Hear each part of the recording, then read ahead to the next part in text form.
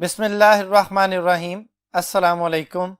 I am Mohammad Waseem Saqib, your chemistry teacher.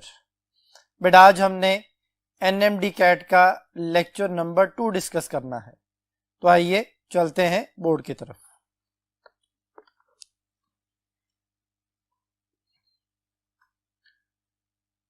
Ji students, बेटा आज के लेक्चर में हमने जो चीज़ें डिस्कस करनी है उनमें सबसे पहले नंबर पे अल्केन्स के बारे में डिस्कशन करेंगे, फिर अल्कीन्स के बारे में डिस्कशन करेंगे और फिर हम जो है ना वो बेंजीन से रिलेटेड एरोमेटिक हाइड्रोकार्बन्स के बारे में डिस्कशन करेंगे।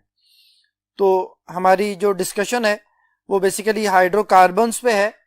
तो हाइड्रोकार्बन्स जो है वो कंटेंट आपको स्क्रीन पे नजर आ रहे हैं। सबसे पहले नंबर पे जो उसने लिखा हुआ है वो केमिस्ट्री ऑफ हाइड्रोकार्बन्स है, वो पहले हम डिस्कस कर चुके हैं। इसकी ओपन चेन क्लोज चेन दोनों के बारे में डिस्कशन करेंगे। अल्केन्स के रिएक्शंस हैं, अल्कीन्स की प्रिपरेशन, अल्कीन्स के रिएक्शंस है बेटा। इसी तरह जो है वो बेंजीन की प्रॉपर्टीज है, स्ट्रक्चर है और उसके रेजोनेंस एनर्जी और स्टेबिलिटी के बारे में इंफॉर्मेशन होगी। Reactivity of benzene with alkanes और अल्कीन्स के साथ उसका जो कंपैरिजन है उसमें हम डिस्कशन करेंगे। एडिशन रिएक्शन बेंजीन के उनके बारे में डिस्कशन होगी।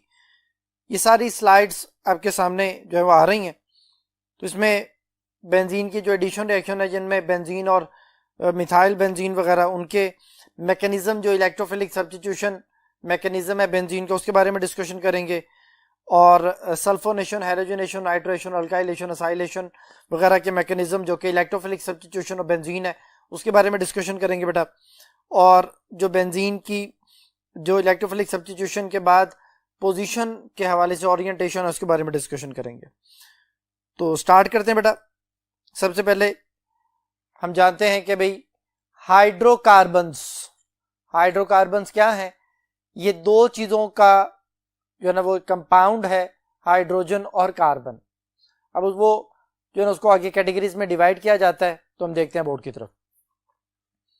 हाइड्रोकार्बन बेटा, अगर carbon to carbon single bonds वाला कंपाउंड है तो उसे सैचुरेटेड हाइड्रोकार्बन कहा जाएगा और उस फैमिली को अल्केन्स कहा जाता है।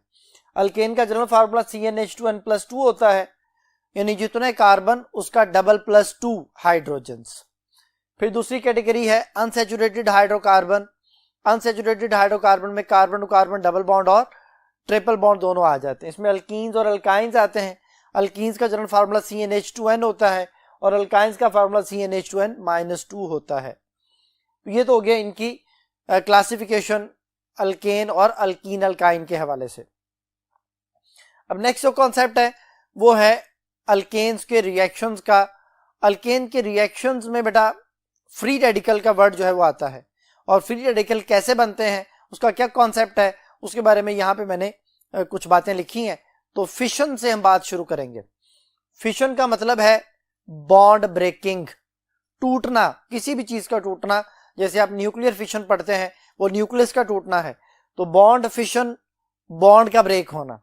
अब वो फिशन बेटा दो तरह की होती है, एक होमोलिटिक हो सकती है, होमोलिटिक फिशन कहलाती है, और एक हेट्रोलिटिक फिशन कहलाती है। होमोलिटिक फिशन जो है उसके नाम से जाहिर है ऐसी ब्रेकिंग ऑफ बॉन्ड जिसमें जिन दो एटम्स के दरमियान बॉन्ड है उनके पास इक्वल नंबर ऑफ इलेक्ट्रॉन्स आ जाएं।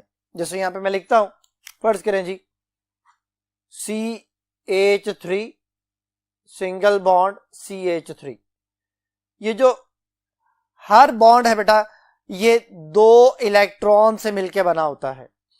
अगर ये बॉन्ड इस तरह से ब्रेक हो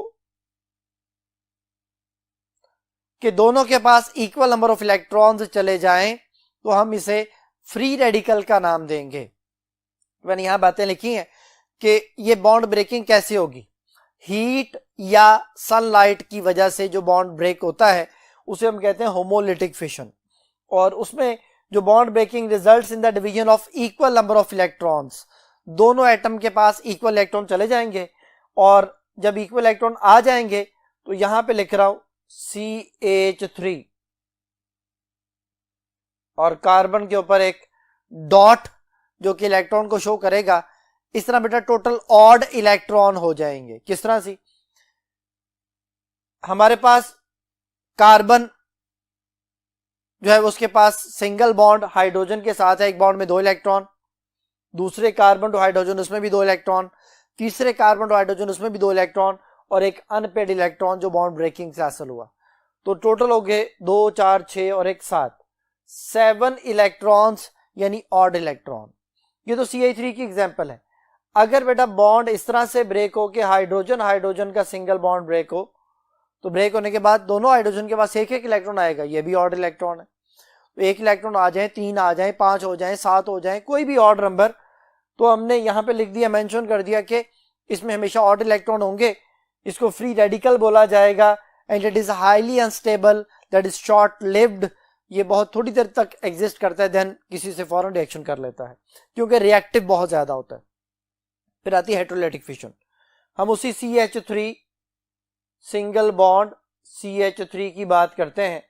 ये बॉन्ड है बेटा, अगर ये बॉन्ड इस तरह से ब्रेक हो कि एक कार्बन के पास कुछ ना बचे, दूसरे कार्बन के पास दोनों इलेक्ट्रॉन आ जाएं, तो एक कार्बन पॉजिटिव आयन और एक कार्बन नेगेटिव आयन बना लेगा। यानी हेटेरोलिटिक फिशन में हमेशा पॉजिटिव और नेगेटिव आयंस बनते हैं। ये एंड पे लिख दिया पॉजिटिव और नेगेटिव आयंस, और इनमें हमेशा इवन इलेक्ट्रॉन होंगे। जैसे CH3 पॉजिटिव है तो उसमें कार्बन के 3 हाइड्रोजन के साथ जो बॉन्ड है उसमें 6 इलेक्ट्रॉन्स होंगे, ये इवन है।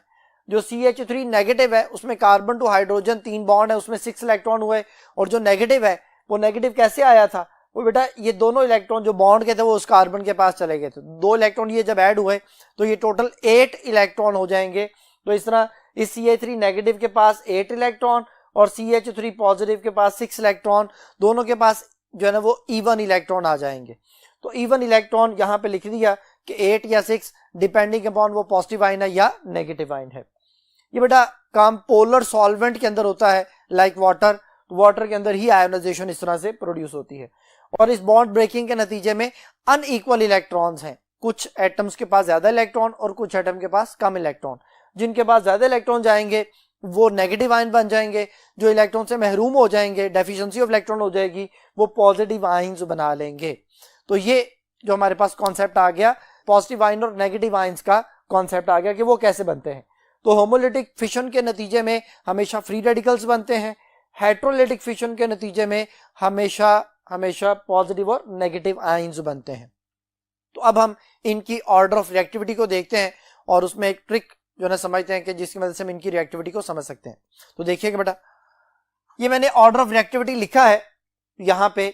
CH3 मिथाइल फ्री रेडिकल हम इसे कहते हैं कि कार्बन के साथ सिर्फ 3 हाइड्रोजन है और एक उसके ऊपर फ्री रेडिकल है, that is methyl free radical. ये सबसे ज्यादा रिएक्टिव है, यानी ये हमारे पास डिक्रीजिंग ऑर्डर ऑफ रिएक्टिविटी है।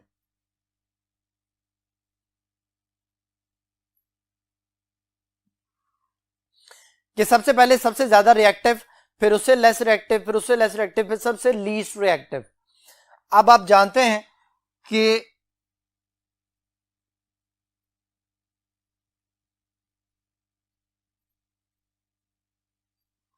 रिएक्टिविटी और स्टेबिलिटी एक दूसरे के इनवर्सली प्रोपोर्शनल होती है। जो चीज ज्यादा रिएक्टिव होगी वो लीस्ट स्टेबल होगी। यानी मिथाइल जो फ्री रेडिकल है वो सबसे ज्यादा रिएक्टिव है तो वो लीस्ट स्टेबल है, उससे ज्यादा। फिर प्राइमरी फ्री रेडिकल आ जाएगा, ये प्राइमरी रेडिकल आ गया। इसके बाद सेकेंडरी रेडिकल आ गया, यानी जिस कार्बन के ऊपर फ्री रेडिकल है वो डायरेक्टली अगर एक कार्बन से जुड़ा है तो प्राइमरी, अगर वो डायरेक्टली किसी कार्बन से नहीं जुड़ा तो उसे नर्सरी बोला जाता है। लेकिन नर्सरी का वर्ड सिर्फ अल्कोहल वाले चैप्टर में हमारी बुक में मेंशन किया गया है, तो मैं इसे मिथाइल फ्री रेडिकल ही कहूंगा। प्राइमरी फ्री रेडिकल आ गया। देन ये सेकेंडरी कि जिस कार्बन के ऊपर फ्री रेडिकल है वो डायरेक्टली 2 कार्बन से जुड़ा हुआ है, ये जी हमारे पास सेकेंडरी फ्री रेडिकल आ गया बेटा। और ये टर्शरी फ्री रेडिकल आ गया।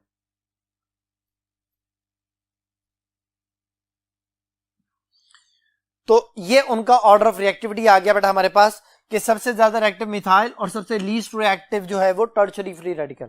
इसका मतलब है सबसे ज्यादा स्टेबल जो रेडिकल होगा वो टर्शरी फ्री रेडिकल होगा। सेम यही ऑर्डर ऑफ रिएक्टिविटी बेटा कार्बोकैटाइन का भी होता है, यानी पॉजिटिव आयन का भी यही ऑर्डर है। यानी जिस बच्चे को फ्री रेडिकल का कॉन्सेप्ट याद है उसको पॉजिटिव आयन वाला कॉन्सेप्ट भी याद है। यानी मिथाइल जो कार्बोकैटाइन है वो सबसे ज्यादा जो है वो रिएक्टिव है, अनस्टेबल है, उसके बाद प्राइमरी, फिर सेकेंडरी एंड देन टर्शरी। तो टर्शरी कार्बोकैटाइन जो है वो सबसे ज्यादा स्टेबल है, ये सबसे लीस्ट रिएक्टिव है। अब इससे रिलेटेड हमारे पास कुछ एमसीक्यूज हैं, अभी आपके सामने स्क्रीन पे शो हो रहे हैं।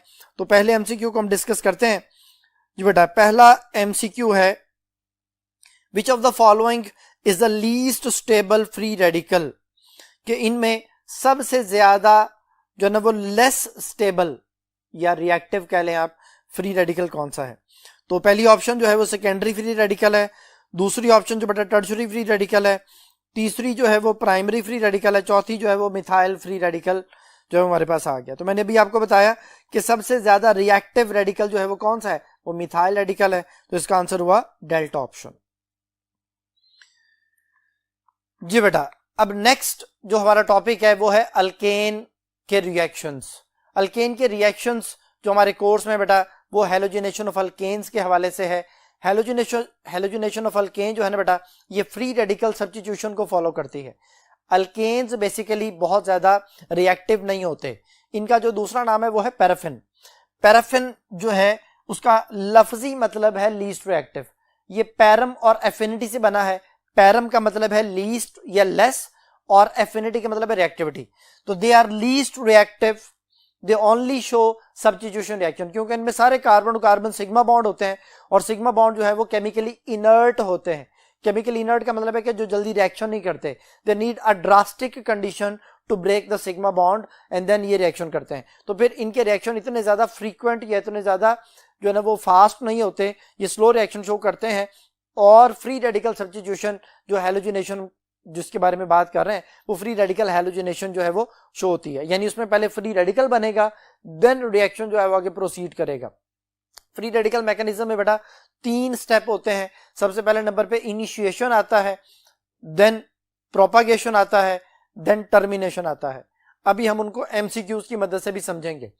इनिशिएशन में बेटा हमेशा फ्री रेडिकल्स बनते हैं। डिफ्यूज्ड सनलाइट की मौजूदगी में जो रिएक्शन होता है वो फ्री रेडिकल मैकेनिज्म कहलाता है। अब इनमें सबसे ज्यादा जो रिएक्टिव हैलोजेंस हैं वो फ्लोरीन है, फिर क्लोरीन है, फिर ब्रोमीन है, देन आयोडीन है। तो देखते हैं जी, फोटोकेमिकल रिएक्शंस हैं। डिफ्यूज्ड सनलाइट की मौजूदगी में रिएक्शन होता है। फोटोकेमिकल का मतलब है लाइट बेस्ड रिएक्शन, यानी लाइट की गैर मौजूदगी में रिएक्शन नहीं होगा। लेकिन फ्लोरीन वाहद जो है वो हैलोजन है जो डार्कनेस में भी अल्केन्स के साथ रिएक्शन करता है और बहुत ज्यादा एक्सप्लोसिव रिएक्शन शो करता है। यानी फ्लोरीन डार्कनेस में भी एक्सप्लोसिव रिएक्शन और सनलाइट की मौजूदगी में भी एक्सप्लोसिव रिएक्शन। तो फ्लोरीन सबसे ज्यादा रिएक्टिव है, इसलिए उसका रिएक्शन जो है वो आमतौर पे जो है उसमें लैब वगैरह में प्रोड्यूस नहीं किया जाता, यानी उसकी जो अल्काइल फ्लोराइड्स हैं वो जल्दी प्रोड्यूस नहीं किए जाते क्योंकि वो हाईली रिएक्टिव है। ऑर्डर ऑफ रिएक्टिविटी की बात की जाए, जैसे मैंने अभी बात की कि फ्लोरीन सबसे ज्यादा रिएक्टिव है। क्लोरीन डार्कनेस में रिएक्शन शो नहीं करता और ब्राइट सनलाइट में एक्सप्लोसिव रिएक्शन शो करता है। तो फिर डिफ्यूज्ड सनलाइट में जो रिएक्शन होगा उसे ही फ्री रेडिकल सब्स्टिट्यूशन रिएक्शन का नाम दिया जाएगा और उसी के नतीजे में हमारे पास जो है वो हेलो सब्स्टिट्यूटेड हाइड्रोकार्बन्स बनते हैं। यानी पहले एक हाइड्रोजन की जगह पे हेलोजन आ जाता है, फिर दूसरे हाइड्रोजन की जगह पे हेलोजन आ जाता है, फिर तीसरे हाइड्रोजन की जगह पे जो है ना वो हेलोजन आ जाता है, अप टू सो ऑन, जब तक सारे हाइड्रोजन हेलोजन्स के साथ रिप्लेस ना हो जाए रिएक्शन स्टॉप नहीं होता। तो क्लोरीन डार्कनेस में रिएक्शन शो नहीं कर रहा, लेकिन ब्राइट सनलाइट में एक्सप्लोसिव रिएक्शन और डिफ्यूज सनलाइट में हाइड्रोकार्बन्स के जो सब्स्टिट्यूशन रिएक्शन है वो प्रोडक्ट समय हासिल होते हैं। ब्रोमीन भी ऐसा ही है बेटा। आयोडीन के साथ जो है ना वो रिवर्सिबल रिएक्शन होता है और रिवर्सिबल रिएक्शन की वजह से iodine very slow reaction show करता है। तो फिर हम ये कहते हैं कि alkyl iodides can not prepare directly. यहां पे लिख दिया मैंने, alkyl iodides can not prepare directly. ये जो है ना वो रिएक्शंस के हवाले से हमारे पास कॉन्सेप्ट आ गया। अब हम इससे रिलेटेड कुछ एमसीक्यूज जो है उनको डील करते हैं। देखते हैं जी, पहले नंबर पे जो एमसीक्यू बेटा आपके सामने है, alkanes are known as paraffins यानी least reactive, which of the following is not cause of their least reactivity. तो कौन सी इसकी कॉज नहीं है इनके लेस रिएक्टिव होने की। तो पहले नंबर पे in sigma bond electrons are very tightly held between the nuclei. मैंने अभी बताया कि सिग्मा बॉन्ड जो है वो केमिकली इनर्ट होते हैं।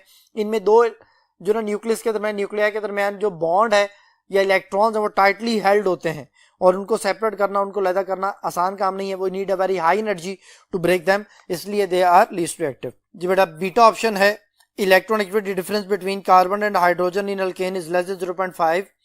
जी बेटा अल्केन्स में इलेक्ट्रोनेगेटिविटी का डिफरेंस 0.5 से कम होता है। इट मींस जिन चीजों में इलेक्ट्रोनेगेटिविटी का डिफरेंस 0.5 से कम होता है वो नॉन पोलर होती हैं। तो alkanes are non polar, non polar mean कोई पोल्स नहीं है तो जल्दी रिएक्शन भी नहीं करेंगे, ये भी उसकी रीजन है लीस्ट रिएक्टिव होने की। और फिर they can act as a electrophile और न्यूक्लियोफाइल। इलेक्ट्रोफाइल बेटा वो होता है जिसके ऊपर पॉजिटिव चार्ज हो और न्यूक्लियोफाइल वो होता है जिसके ऊपर नेगेटिव चार्ज हो। अभी हम बीटा ऑप्शन में कह रहे हैं कि इनके ऊपर कोई चार्ज नहीं होता, दे आर नॉन पोलर, तो फिर चार्ली ऑप्शन ठीक नहीं हो सकती। अगर बीटा ऑप्शन ठीक है तो चार्ली ऑप्शन इनकरेक्ट हो गई और यही इसकी कॉज नहीं है इनके लेस रिएक्टिव होने की, आंसर भी यही है। डेल्टा ऑप्शन देखते हैं, दे show non polarity of bond, वो मैं बता चुका हूं कि इलेक्ट्रोनेगेटिविटी का डिफरेंस 0.5 से कम होने की वजह से दे आर नॉन पोलर, तो फिर इस क्वेश्चन का आंसर हुआ चार्ली ऑप्शन। नेक्स्ट है the order of reactivity of halogens with alkanes is. Order of reactivity बेटा उसने पूछा है, मैंने भी आपके सामने बोर्ड पे लिखा था, तो इसका आंसर जो है वो क्या हुआ कि fluorine is more reactive than chlorine, is more reactive than bromine, is more reactive than iodine. तो ये वाला जो ऑर्डर है हमारा इंक्रीजिंग ऑर्डर जो बन रहा है यहाँ पे वो डेल्टा ऑप्शन बन रही है बेटा, जिसमें आयोडीन से ज्यादा रिएक्टिव है ब्रोमीन, ब्रोमीन से ज्यादा रिएक्टिव है क्लोरीन, क्लोरीन से ज्यादा रिएक्टिव है फ्लोरीन। तो इस क्वेश्चन का आंसर हुआ डेल्टा ऑप्शन। जी बेटा जी, अब नेक्स्ट जो है वो हम कॉन्सेप्ट को समझने के लिए नेक्स्ट बोर्ड की तरफ चलते हैं। जी स्टूडेंट्स, मैं यहां पे कुछ स्टेप्स लिख रहा हूं, फिर उनकी मदद से मैं आपको जो free radical halogenation of alkanes है उनके बारे में कुछ कॉन्सेप्ट क्लियर करूंगा, देन फिर हम उससे रिलेटेड एमसीक्यूज को सॉल्व करेंगे। तो देखें जी,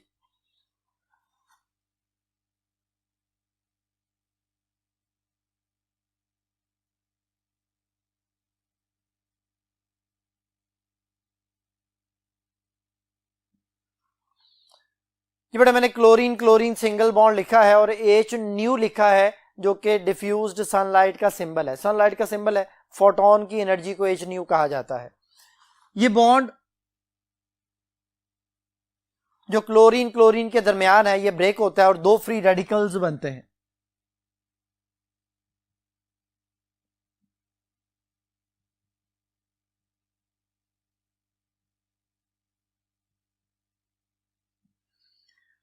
इस स्टेप को नाम दिया जाता है इनिशिएशन।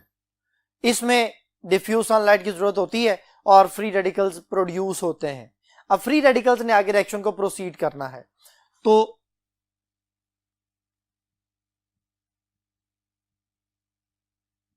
ये हमारे पास कोई अल्केन है लाइक मीथेन, एक फ्री रेडिकल आके उसके ऊपर अटैक करता है,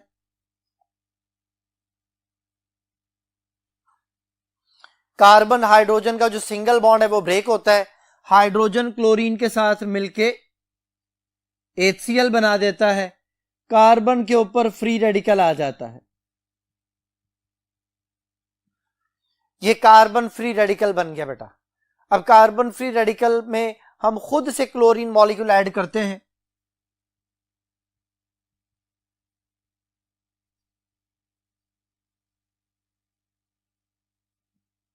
ये अटैक करता है,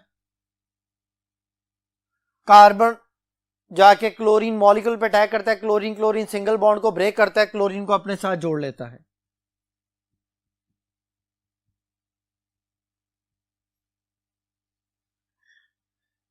ये जो दो स्टेप अभी आपके सामने लिखे हैं ये दोनों प्रोपागेशन कहलाते हैं।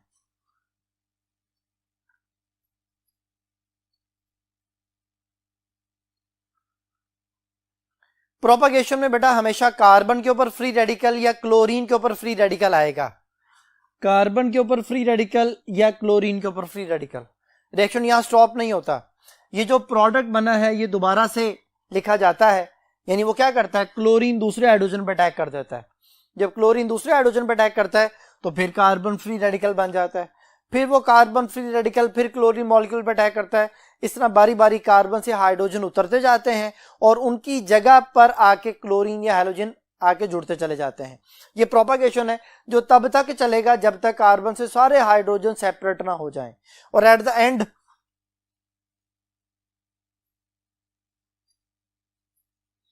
जब कार्बन के साथ सारे हाइड्रोजन रिमूव हो चुके होते हैं और कार्बन रेडिकल होता है, तो ये इस सेकंड रेडिकल, दो क्लोरीन के रेडिकल थे, उसमें से एक क्लोरीन रेडिकल रिएक्शन स्टार्ट करता है और एक एट द एंड हम यूज करते हैं जो रिएक्शन को स्टॉप करने के लिए यूज होता है, जिसमें carbon tetrachloride as a product बन जाता है। हम इसे कहते हैं जी टर्मिनेशन।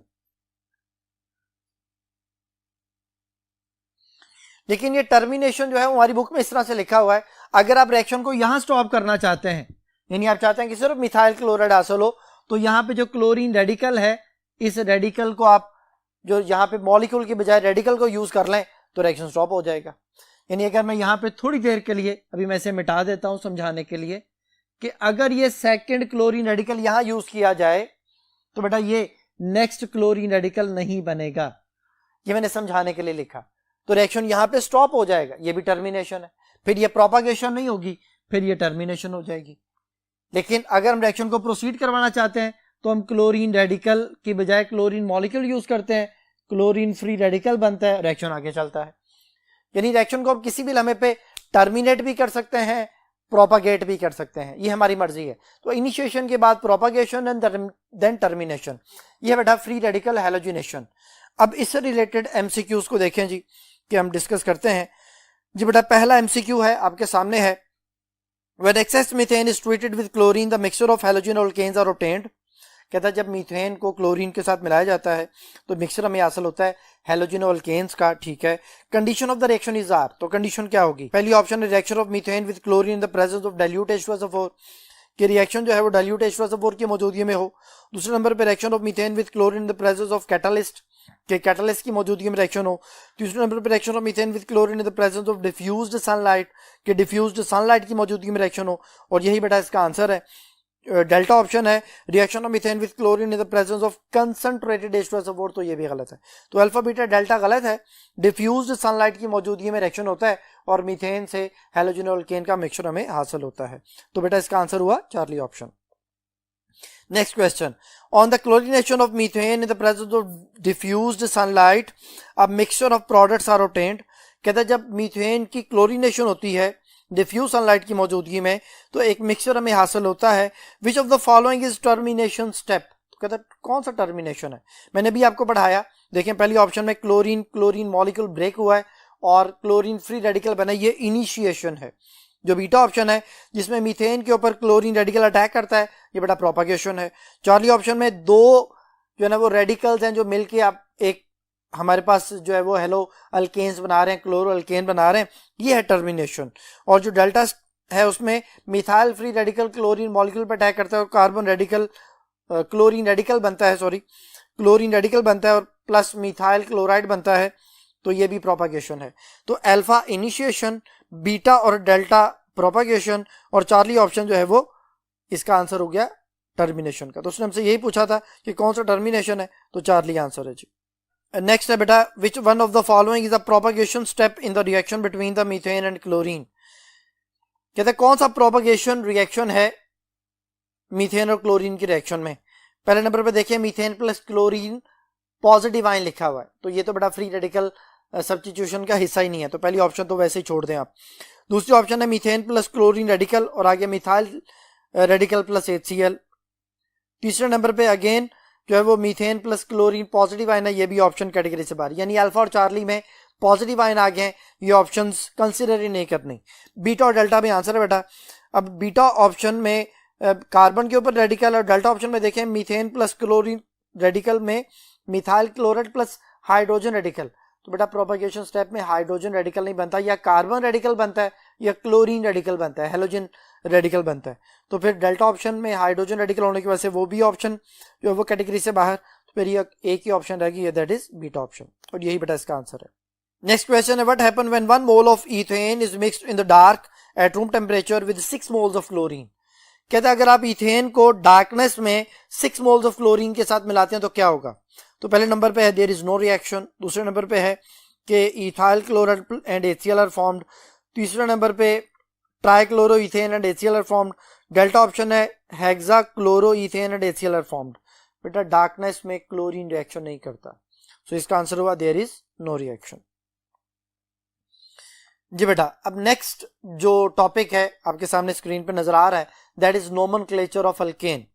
अल्केन की नोमेनक्लेचर बेटा आप पढ़ के आते हैं एफएससी में, उसमें आप ये पढ़ के आते हैं कि लॉन्गेस्ट कॉन्टिन्यूस चेन हमने जो है ना वो सिलेक्ट करनी होती है, और उसमें फिर हमने उस लॉन्गेस्ट कॉन्टिन्यूस चेन को पेरेंट नेम प्रोवाइड करना होता है। उसके शुरू में हम जो है ना वो ग्रुप्स के नेम लिखते हैं। अगर मिथाइल ग्रुप एक से ज्यादा है तो di methyl, tri methyl, tetra methyl word use होता है, और अगर एक से ज्यादा ग्रुप्स हैं तो फिर अल्फाबेटिकल ऑर्डर में उनको लिखा जाएगा। नंबरिंग हमेशा उस एंड से स्टार्ट की जाएगी जिधर से ग्रुप को स्मॉलर नंबर मिले। तो हम देखते हैं कि हमारे पास यहाँ पे एमसीक्यू से हम समझते हैं कि किस तरह से इसका कॉन्सेप्ट है। तो पहले नंबर पे एमसीक्यू है बेटा, the structural formula of 2,3,4 trimethyl pentane. बेटा जब भी आपको नेम दिया जाएगा और आपने स्ट्रक्चर बनाना होगा तो आपने सबसे पहले एंड पे देखना है कि वो कौन सा अल्केन है। तो पेंटेन लिखा हुआ बेटा, pentane mean 5 carbon longest chain में होने चाहिए। तो आप देखें सारी ऑप्शंस में किस ऑप्शन में 5 कार्बन है। पहली ऑप्शन में देखें जी, एक CH3 से दूसरे CH3 का अगर काउंट किया जाए तो पहली ऑप्शन में भी 5 कार्बन है, दूसरी ऑप्शन में भी 5 कार्बन है, तीसरी ऑप्शन में भी 5 कार्बन है, चौथी ऑप्शन में भी 5 कार्बन है। अब हमने देखना है कि 2, 3, 4 के दूसरे नंबर पे मिथाइल है, तीसरे नंबर पे मिथाइल है, चौथे नंबर पे मिथाइल कहाँ पे है। तो पहली ऑप्शन में देखें आप, 2 पे मिथाइल है, तीसरे नंबर पे मिथाइल है, चौथे नंबर पे मिथाइल है।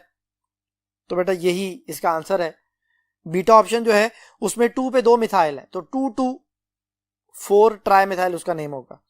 जो चार्ली ऑप्शन है उसमें 2 पे मिथाइल है और 3 पे 2 मिथाइल है, तो 2, 3, 3 ट्राई मिथाइल हो जाएगा। और जो हमारे पास डेल्टा ऑप्शन है इसमें अगर हम राइट साइड से नंबरिंग करें तो 2 पे 2 मिथाइल है और 3 पे 1 मिथाइल है, तो 2, 2, 3 ट्राई मिथाइल हो जाएगा। तो अभी 2, 3, 4 ट्राई मिथाइल की बात की थी, तो बेटा इसका आंसर हो गया alpha option. Next question, which of the following is the correct name of the alkane.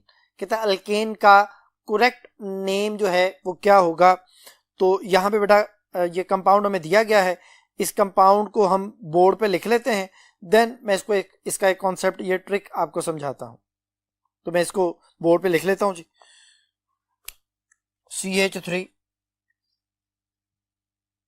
CH CH2 CH3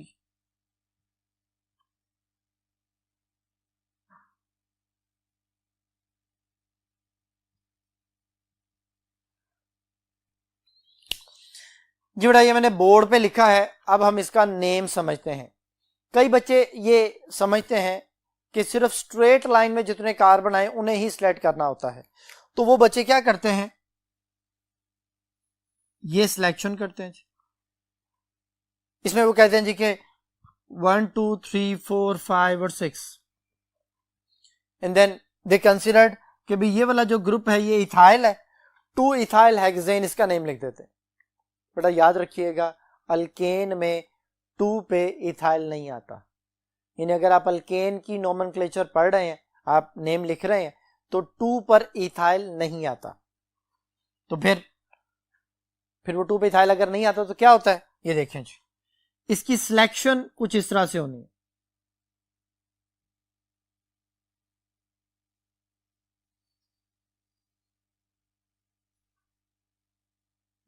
one, 2, 3, 4, 5, 6 और 7। पहला रूल है अल्केन की नोमेनक्लेचर का, सिलेक्ट द लॉन्गेस्ट चेन। हमने लॉन्गेस्ट चेन को सिलेक्ट करना है बेटा।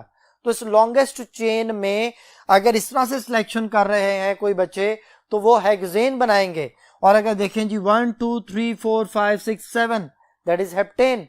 तो लॉन्गेस्ट चेन में 7 कार्बन है बेटा, और ये एज ए ग्रुप है। तो ये किस नंबर वाले कार्बन पे है, ये 3rd नंबर वाले कार्बन पे है। तो सबसे पहले हम पेरेंट नेम लिखते हैं, that is heptane, methyl heptane, और ये 3 पोजीशन पे है तो 3 मिथाइल हेप्टेन। ये है बेटा इसका एक ट्रिक कि 2 पे इथाइल नहीं आता, इथाइल कभी भी सेकंड या सेकंड लास्ट नंबर पे नहीं आ सकता अल्केन में। तो इस कॉन्सेप्ट के मुताबिक इसका जो नेम बना है वो बना है 3 मिथाइल हेप्टेन। तो ये अल्फा ऑप्शन में लिखा हुआ है और यही बेटा इसका आंसर है जी। बेटा नेक्स्ट क्वेश्चन के लिए हम नेक्स्ट बोर्ड की तरफ चलते हैं जी स्टूडेंट्स। बेटा एमसीक्यू है नोमेनक्लेचर का, अगेन नोमेनक्लेचर का एमसीक्यू है जी। The IUPAC name of the CH3CH के साथ आगे ब्रैकेट में C2H5 है, ये ग्रुप होता है बेटा। फिर आगे CH2 है, फिर कार्बन के साथ 2 मिथाइल है, ये भी ग्रुप है, और फिर CH3 है। तो हम इस स्ट्रक्चर को लिख लेते हैं, इसका नेम लिखेंगे, देन ऑप्शंस के साथ इसको मैच करेंगे। तो देखें जी, CH3 CH C2H5 CH2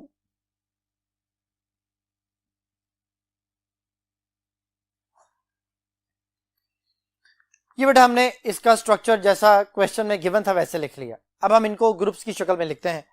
CH3 है बेटा, CH के साथ ये ग्रुप है C2H5, फिर CH2 कार्बन के साथ 2 मिथाइल और ये CH3। अभी जो मैंने आपको कुछ देर पहले ट्रिक बताया था 2 पे इथाइल नहीं आता, इन अगर कोई बच्चा कह रहा है जी ये 2 पे इथाइल है, C2H5 को इथाइल समझते हुए 2 इथाइल इसका नेम बना देता है तो गलत। इसको आपने एक्सपैंड करना है। एक्सपैंड कैसे करना है जी? इथाइल होता है CH2CH3।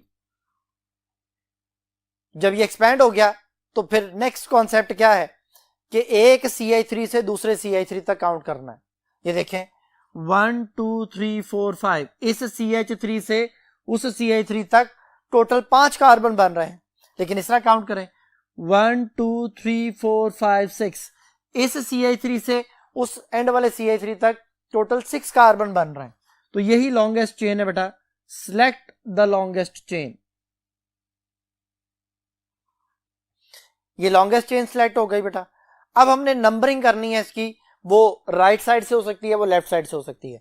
अगर राइट साइड से नंबरिंग करते हैं तो हमारे पास जो ग्रुप्स इसके साथ अटैच हैं वो सेकंड कार्बन पे आएंगे, और अगर हम इधर से नंबरिंग करते हैं तो 1 2 3 थर्ड पे मिथाइल आता है।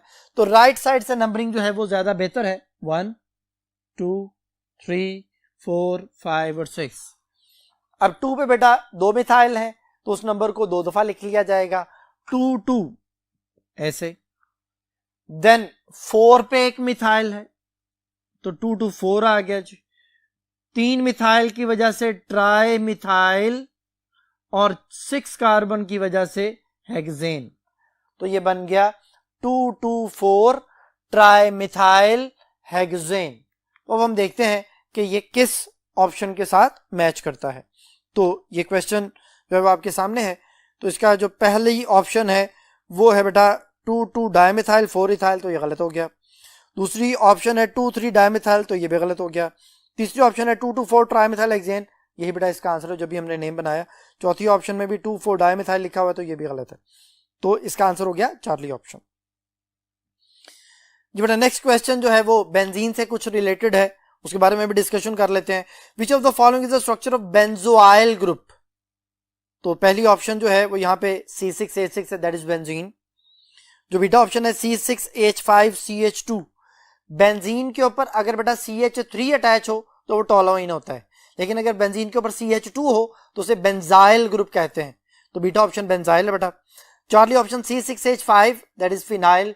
फिनाइल के साथ अगर C double bond O attach हो जाए तो ये कहलाता है बेंजोइल ग्रुप, ये बेंजोइल हो गया। और डेल्टा ऑप्शन में C6H5 के साथ CH है तो ये बेंजल ग्रुप कहलाता है।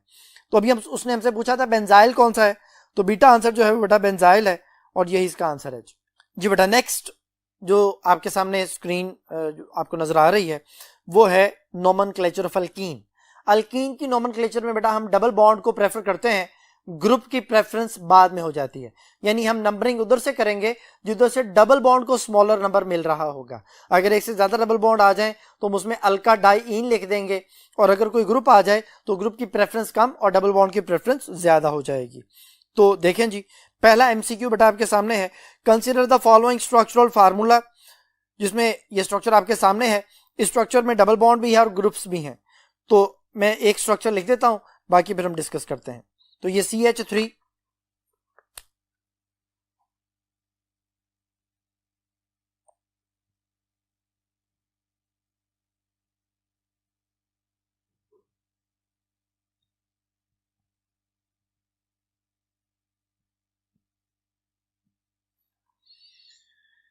जी बेटा ये स्ट्रक्चर मैंने आपके सामने लिखा है, इस स्ट्रक्चर को देखें आप।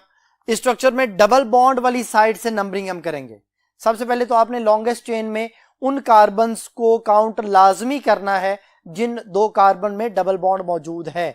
तो देखें जी, ये दोनों कार्बन में डबल बॉन्ड है, ये लॉन्गेस्ट चेन में कार्बन आ गए।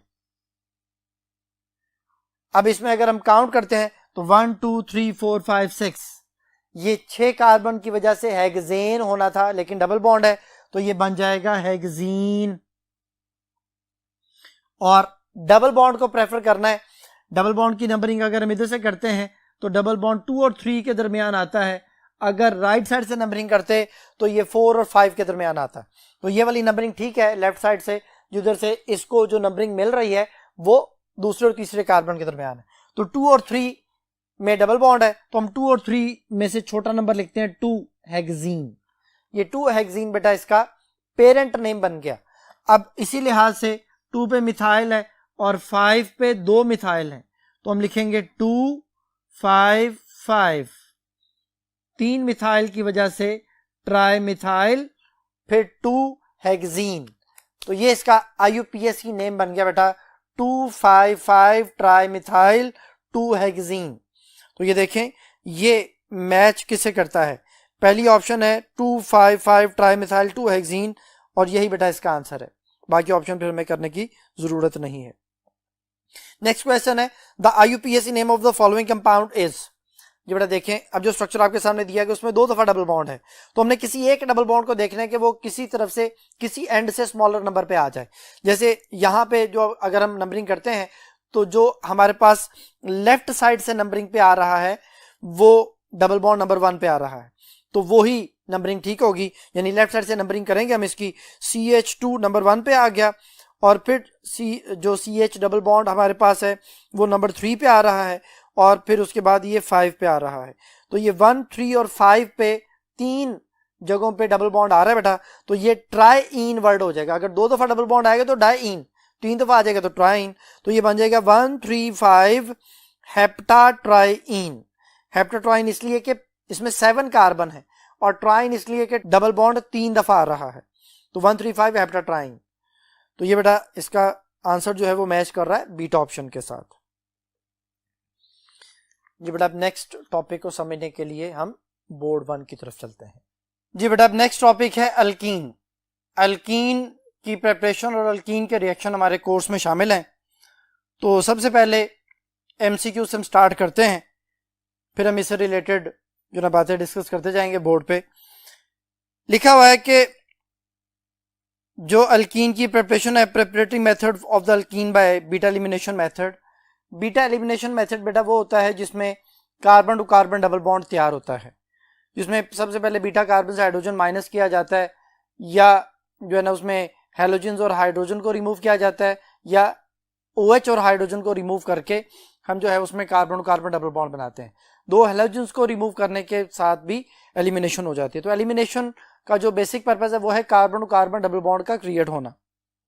तो देखें जी, क्वेश्चन है which of the following method can not be used to prepare alkene. कौन सा मेथड अल्कीन बनाने के लिए इस्तेमाल नहीं हो सकता। तो पहले नंबर पे है by dehydrohalogenation of alkyl halide, दूसरे नंबर पे by dehalogenation of vicinal dihalide, तीसरे नंबर पे by dehydration of alcohol और चौथे नंबर पे है by dehalogenation of tetrahalide. तो बेटा देखें जी, सबसे पहले नंबर पे ये आंसर एक्सप्लेनेशन में आपको नजर आ रहा है। तो पहले नंबर पे देखें D hydro halogenation of alkyl halide. बेटा जिस कार्बन के साथ हेलोजन जुड़ा होता है वो अल्फा कार्बन कहलाता है और अल्फा कार्बन के साथ जो कार्बन जुड़ा होता है वो बीटा है। यहाँ पे जो CH3 जो है ना वो अटैच R ग्रुप है, R के साथ CH2 है और फिर CH2 के साथ X ग्रुप जो है वो लगाया हुआ है। तो वो जो X है वो जिस कार्बन से जुड़ा हुआ है वो अल्फा है, और अगर इसके साथ सिर्फ CH3 होता तो ये इथाइल क्लोराइड होता, इथाइल हैलाइड होता। अभी R ग्रुप है, कोई भी अल्काइल हैलाइड हो सकता है। तो वो जो हमारे पास अल्फा कार्बन के साथ वाला कार्बन है, बीटा कार्बन है, उससे हाइड्रोजन रिमूव होता है। कब? जब हम इसमें अल्कोहलिक KOH ऐड करते हैं। अल्कोहलिक KOH क्या करता है? डी हाइड्रो हेलोजिनेशन, वो हेलोजन को रिमूव करता है from alpha carbon and hydrogen is removed from beta carbon. तो पहले हाइड्रोजन रिमूव होता है, देन हैलोजन रिमूव होता है, carbon to carbon double bond बन जाता है। तो यहाँ पे अल्कोहलिक KOH जो है वो डिहाइड्रो हैलोजिनेशन करने वाला रिएजेंट है और रिजल्ट में अल्कीन आ जाता है। दूसरे केस में जो बीटा ऑप्शन है, by dehalogenation vicinal dihalide, vicinal dihalide होता है बेटा दो एडजेसेंट कार्बन पे दो हैलोजेंस लगे हों तो ये विसिनल डाइहैलाइड होता है। जैसा कि यहाँ पे हमें CH और CH2 के साथ जो X लगे हुए हैं उनमें दोनों के साथ जो ये दोनों एडजेसेंट कार्बन है ये विसिनल डाइहैलाइड कहलाता है। जिंक एक बहुत अच्छा डी हैलोजिनेटिंग एजेंट है, ये उन हैलोजेंस को रिमूव करता है इन द प्रेजेंस ऑफ मेथानोल और रिजल्ट में उन दो कार्बन के दरमियान डबल बॉन्ड आ जाता है तो अल्कीन बन जाता है प्लस ZnX2 आ जाता है। चार्ली ऑप्शन में डिहाइड्रेशन ऑफ अल्कोहल, कोई भी अल्कोहल है, अल्कोहल में भी जिस कार्बन के साथ OH ग्रुप लगा हुआ वो अल्फा कार्बन है, उसके साथ वाला कार्बन बीटा कार्बन है, तो अल्फा से OH रिमूव होता है, बीटा से हाइड्रोजन रिमूव होता है और अल्फा बीटा में डबल बॉन्ड आ जाता है जो अल्कीन को प्रोड्यूस करता है। तो बेटा ये जो पहले तीनों मेथड इन तीनों में अल्कीन बन रहा है, लेकिन जो चौथी ऑप्शन है बाय डी हैलोजिनेशन ऑफ टेट्राहैलाइड, उसमें बेटा कोई भी अल्काइल हैलाइड जिसमें 4 हैलोजन ग्रुप लगे होंगे हम उसमें जिंक डालते हैं, जैसे मैंने अभी बताया था जिंक एक बहुत अच्छा डी हैलोजिनेटिंग एजेंट है।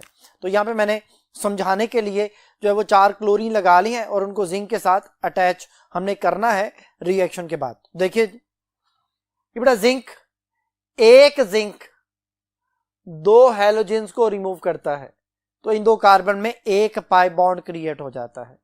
दूसरा जिंक बाकी 2 हैलोजेंस को रिमूव करता है तो एक और जिंक क्लोराइड बन जाता है, तो 2ZnCl2 बनते हैं और 2 पाई बॉन्ड आ जाते हैं तो CH ट्रिपल बॉन्ड CH हमारे पास जो है वो अल्काइन प्रिपेयर हो जाता है बेटा।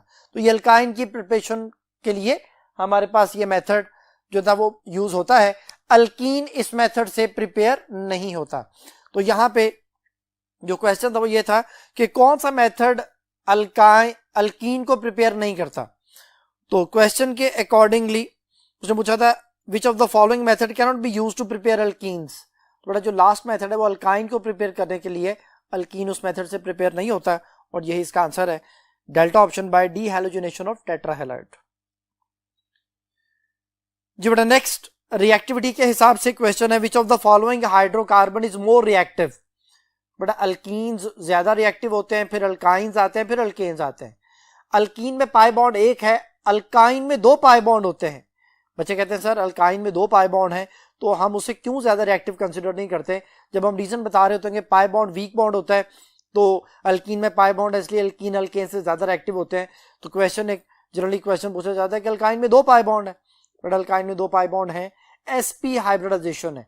sp हाइब्रिडाइजेशन की वजह से कार्बन टू कार्बन जो बॉन्ड है वो स्मॉलर हो जाता है, वो शॉर्टर हो जाता है और उसके शॉर्ट होने की वजह से जो है वो बॉन्ड लेंथ कम होने की वजह से जो पाई इलेक्ट्रॉन्स हैं वो अवेलेबल नहीं होते किसी भी इलेक्ट्रोफाइल के लिए। तो जब इलेक्ट्रॉन अवेलेबल नहीं होते तो फिर वो जल्दी रिएक्शन नहीं कर सकता, उसका रिएक्शन ज्यादा फास्ट नहीं होता। तो हम कहते हैं कि अल्कीन्स ज्यादा रिएक्टिव हो जाते हैं क्योंकि उसके इलेक्ट्रॉन्स अवेलेबल होते हैं, और जो अल्काइंस हैं उसके इलेक्ट्रॉन जल्दी अवेलेबल नहीं होते, तो ये दूसरे नंबर पे आ जाता है। और तीसरे नंबर पे फिर अल्केन्स आते हैं जिनमें सिर्फ सिग्मा बॉन्ड मौजूद होता है जो कि लीस्ट रिएक्टिव होता है। तो अभी क्वेश्चन है which of the following hydrocarbon is more reactive. कौन सा हाइड्रोकार्बन ज्यादा रिएक्टिव है। पहले नंबर पे अल्केन है, दूसरे नंबर पे जो है वो अल्काइन है, तीसरे नंबर पे अल्कीन है, चौथा नंबर पे बेंजीन है। तो बेटा इसका आंसर जो है वो हमारे पास वो अल्कीन हो गया, चार्ली ऑप्शन। जी बेटा अब है अल्कीन्स के रिएक्शंस। अल्कीन्स के रिएक्शन में नंबर 1 पे है कैटालिटिक हाइड्रोजिनेशन। अल्कीन्स में हाइड्रोजन का ऐड होना इन द प्रेजेंस ऑफ कैटालिस्ट।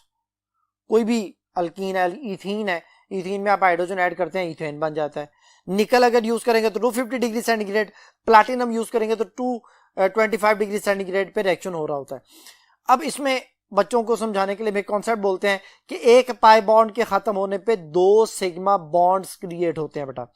तो कैटालिटिक हाइड्रोजिनेशन जो है वो 2 चीजों में इस्तेमाल होती है बेटा, ये क्वालिटेटिव एनालिसिस भी है और क्वांटिटेटिव एनालिसिस भी है। इसमें क्या होता है, इसमें बेटा जो क्वांटिटेटिव एनालिसिस उसमें तो हम क्वांटिटी फाइंड आउट करते हैं कि भाई कितने पाई बॉन्ड्स थे जो जिनको खत्म करने के लिए हम हाइड्रोजन उसमें ऐड कर रहे होते हैं, तो क्वांटिटी भी पता चल जाती है। और क्वालिटेटिव जब हम वेजिटेबल ऑयल से बनास्पति घी बना रहे होते हैं तो ये एज ए क्वालिटेटिव एनालिसिस एक डबल बॉन्ड या अनसैचुरेटेड कंपाउंड की आइडेंटिफिकेशन के लिए भी यूज होता है। तो इससे रिलेटेड एमसीक्यू हम डिस्कस करते हैं। एमसीक्यू बेटा आपके सामने है, catalytic hydrogenation of alkene is used in the laboratory as well as in the industry. In industry it is used for the manufacture of vegetable ghee from vegetable oils. In the laboratory it is used as a synthetic method. Chemical analysis of this reaction involve, पहले number पे है qualitative analysis only, दूसरे number पे है quantitative analysis only. तो Charlie option हो जाएगी both A and B, delta option है नीदर ए नॉर बी। तो मेरे इसका आंसर होगा बोथ ए एंड बी, क्योंकि ये क्वांटिटेटिव और क्वालिटेटिव दोनों एनालिसिस में इस्तेमाल होता है। अब नेक्स्ट जो हमारे पास रिएक्शन है वो है जो अल्कीन्स के रिएक्शन, उसमें हैलोजिनेशन आती है बेटा। हैलोजिनेशन को भी हम जो है ना वो यहाँ पे बोर्ड पे डिस्कस करते हैं और उससे रिलेटेड भी एमसीक्यू हम डिस्कस करेंगे। तो देखें जी,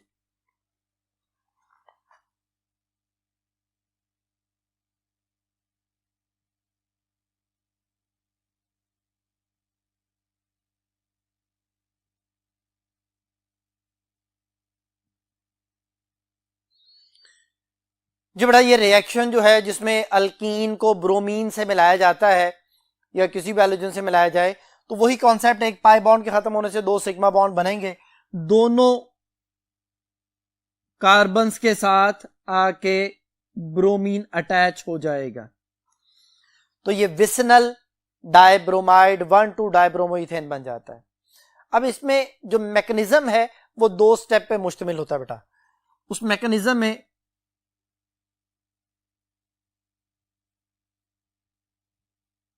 हम ये कहते हैं कि जी इथीन या कोई भी अल्कीन एक न्यूक्लियोफाइल के तौर पे बिहेव करता है। जो पाई इलेक्ट्रॉन्स है they are easily available for any electrophile. तो हम ये कहते हैं कि जो ब्रोमीन है, सिंगल बॉन्ड ब्रोमीन है, ये बॉन्ड इस तरह से थोड़ी देर के लिए ब्रेक होता है कि इस ब्रोमीन के पास इलेक्ट्रॉन जरा लेस हो जाते हैं और वो दोनों इलेक्ट्रॉन जो है वो दूसरे ब्रोमीन के पास चले जाते हैं। तो उसी वक्त ये जो पाई इलेक्ट्रॉन्स हैं ये जाके इस पॉजिटिव इलेक्ट्रोफिलिक ब्रोमीन पर अटैक करता है। जब ये अटैक करता है तो रिजल्ट कुछ यूं बन जाता है, CH2 और उसके साथ बेटा ये Br जो है वो आके अटैच हो जाता है। ये Br आप ऊपर लिख लें, ये Br नीचे लिख लें, एक ही बात है। मैं भी समझाने के लिए इसको इस तरह से लिख देता हूं कि ये कार्बन कार्बन का जो एक बॉन्ड था वो जाके ब्रोमीन के साथ जुड़ गया। अब ब्रोमीन के साथ तो जुड़ गया, ब्रोमीन का तो एक बॉन्ड बनना था, बन गया। इस कार्बन के 1, 2, 3 और 4 4 बॉन्ड पूरे हैं, लेकिन जो पहला कार्बन है ये वाला जो इलेक्ट्रॉन इस कार्बन का था वो इलेक्ट्रॉन जाके ब्रोमीन को दे दिया गया। तो पहले वाले कार्बन पे एक पॉजिटिव जो है वो चार्ज आ जाएगा इलेक्ट्रॉन की डेफिशिएंसी की वजह से, और उस कार्बन पे जो पॉजिटिव चार्ज है ये ब्रोमीन के ऊपर 3 लोन पेयर होते हैं। ये लोन पेयर उस पे अटैक करते हैं और उसे अपने साथ अटैच कर लेते हैं। तो ये इस तरह का एक हेट्रोसाइक्लिक कंपाउंड बन जाता है जो कि ये हमारे सामने आ गया। इसमें हर कार्बन के तो 4 बॉन्ड पूरे हो गए, लेकिन ब्रोमीन के भी 2 बॉन्ड हो गए हैं। ब्रोमीन ने अपने लोन पेयर को इस्तेमाल किया है, तो ये ब्रोमोनियम आयन एक हेट्रोसाइक्लिक कंपाउंड आ जाता है। अब इस पर जो सेकंड ब्रोमाइड आयन था वो अटैक करता है एक कार्बन के ऊपर, वो कार्बन ब्रोमीन की तरफ इलेक्ट्रॉन को शिफ्ट करता है। इस तरह से जो एडिशन होती है उस एडिशन को हम ट्रांस एडिशन का नाम देते हैं कि ये ब्रोमीन इधर अटैच हो गया और पहला ब्रोमीन इधर अटैच। ये दोनों एक दूसरे के ऑपोजिट हैं, हम सिर्फ इस एडिशन को ट्रांस एडिशन का नाम देते हैं। इसमें ये मैकेनिज्म है और इस मैकेनिज्म से हमें ये पता चला कि जो अल्कीन है वो पहले इलेक्ट्रोफाइल पे अटैक करता है, तो फिर हम इसे ये कहते हैं कि this is an example of electrophilic addition reaction. तो अल्कीन्स के जितने भी रिएक्शन होंगे बेटा वो सारे इलेक्ट्रोफिलिक एडिशन रिएक्शन मैकेनिज्म को फॉलो करेंगे। तो इसी से रिलेटेड जो एमसीक्यू बेटा आपके सामने है उस एमसीक्यू को हम डिस्कस करते हैं। जी एमसीक्यू है alkenes usually show mechanism of, पहले नंबर पे है इलेक्ट्रोफिलिक एडिशन रिएक्शन, यही बेटा इसका आंसर है। दूसरे नंबर पे इलेक्ट्रोफिलिक सब्स्टिट्यूशन रिएक्शन, ये बेंजीन शो करते हैं बेटा। चार्ली ऑप्शन में न्यूक्लियोफिलिक एडिशन रिएक्शन ये एल्डिहाइड्स और कीटोन्स यानी कार्बोनिल कंपाउंड शो करते हैं, और लास्ट नंबर पे न्यूक्लियोफिलिक सब्स्टिट्यूशन रिएक्शन है बेटा अल्काइल हैलाइड्स और अल्कोहल्स वगैरह शो करते हैं। तो alkenes usually show the mechanism of electrophilic addition mechanism यानी अल्फा ऑप्शन। अब नेक्स्ट जो कॉन्सेप्ट है जो एमसीक्यू जो है ना जो जिसमें कॉन्सेप्चुअल एमसीक्यू बनता है वो है बेयर्स टेस्ट। बेयर्स टेस्ट जो है वो क्या चीज है? बेयर्स रिएजेंट यूज होता है बेटा for the identification of double bond. Unsaturation को चेक करने के लिए बेयर्स रिएजेंट है जिसे हम कोल्ड डाइल्यूट KMnO4 कहते हैं। इसमें क्या होता है कि अल्कलाइन KMnO4 का जो है ना सोल्यूशन बनाया जाता है कि पहले हम वाटर के अंदर अल्कली को डिसॉल्व करते हैं जो इंतहाई डाइल्यूट होती है, ओनली 1% सोल्यूशन बनाया जाता है। फिर उसके अंदर हम KMnO4 मिलाते हैं तो एक पर्पल कलर का सोल्यूशन तैयार होता है जिसको अगर हम किसी भी अनसैचुरेटेड कंपाउंड से मिलाएं तो उसमें ग्लाइकोल रिजल्ट बनता है और KMnO4 का पर्पल कलर डिसअपीयर हो जाता है। इसी तरह जो मैंने अभी आपको हैलोजिनेशन पढ़ाया था ये भी जो है वो डबल बॉन्ड की आइडेंटिफिकेशन में इस्तेमाल होता है। ब्रोमीन का ब्राउनिश कलर जो है वो डिसअपीयर हो जाता है और वो भी एक जो है ना वो डबल बॉन्ड के आइडेंटिफिकेशन में यूज होता है। तो इससे रिलेटेड एमसीक्यू जो है वो कुछ यूं बनता है कि कौन सा जो है ना वो टेस्ट है जो डबल बॉन्ड के आइडेंटिफिकेशन में इस्तेमाल नहीं किया जाता।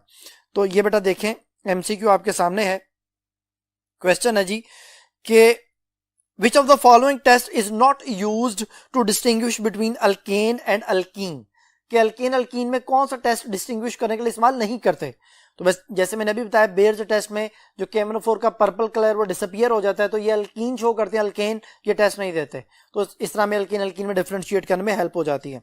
जो बीटा ऑप्शन है ब्रोमीन इन CCl4 तो ये भी ब्रोमीन का ब्राउन जो रेडिश ब्राउन कलर है वो डिसअपीयर हो जाता है, ये भी डबल बॉन्ड प्रोवाइड करते हैं। अल्केन्स ये टेस्ट नहीं देते। और जो चार्ली ऑप्शन है क्लोरीन इन कार्बन टेट्राक्लोराइड इसमें भी क्लोरीन का जो गैस का कलर है वो डिसअपीयर हो जाता है तो ये भी डिस्टिंग्विश में इस्तेमाल होती है। टॉलरेंस टेस्ट जो है वो सिर्फ अल्काइंस के लिए होता है, वो अल्केन अल्कीन के लिए वो रिएक्शन शो करता ही नहीं है। फिर अल्केन अल्कीन में डिफरेंशिएट हम इस टेस्ट से नहीं कर सकते बेटा। तो इस कॉन्सेप्ट के मुताबिक जो है हमारे पास जो टॉलरेंस टेस्ट है वो अल्केन अल्कीन में डिफरेंशिएट नहीं कर सकता। जी बेटा जी। अब नेक्स्ट जो कॉन्सेप्ट है वो है बेयर्स टेस्ट का मैकेनिज्म। तो बेयर्स टेस्ट के मैकेनिज्म को समझने के लिए हम कुछ रिएक्शंस समझते हैं, देन उससे रिलेटेड एमसीक्यूज को हम सॉल्व करेंगे। तो देखें जी, ये बेटा मैंने कुछ रिएक्शंस आपके सामने लिखे हैं। Ethene plus cold dilute KMnO4। जब भी बेटा कोल्ड डाइल्यूट KMnO4 आएगा इट मींस कि हम बेयर्स टेस्ट की बात कर रहे हैं। इसमें 1% अल्कलाइन KMnO4 का सोल्यूशन होता है जो पर्पल कलर प्रोवाइड करता है। वो जैसे किसी अनसैचुरेटेड कंपाउंड से मिलता है तो ग्लाइकोल बनाता है। ग्लाइकोल का दूसरा नाम विसिनल डायोल है।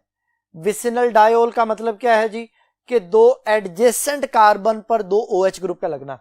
तो देखें जी पहले कार्बन के साथ OH ग्रुप, दूसरे कार्बन के साथ भी OH ग्रुप। ये कहां से आता है? KMnO4 नेसेंट ऑक्सीजन छोड़ता है, जो वाटर बेटा उसके अंदर मौजूद है, वाटर ब्रेक डाउन होता है, ऑक्सीजन हाइड्रोजन पे अटैक करके ये OH प्रोड्यूस करता है। वो OH जो है उसके साथ आके ऐड हो जाते हैं। ये समझाने के लिए एक सिंपल सा कॉन्सेप्ट बच्चों को बताया जाता है।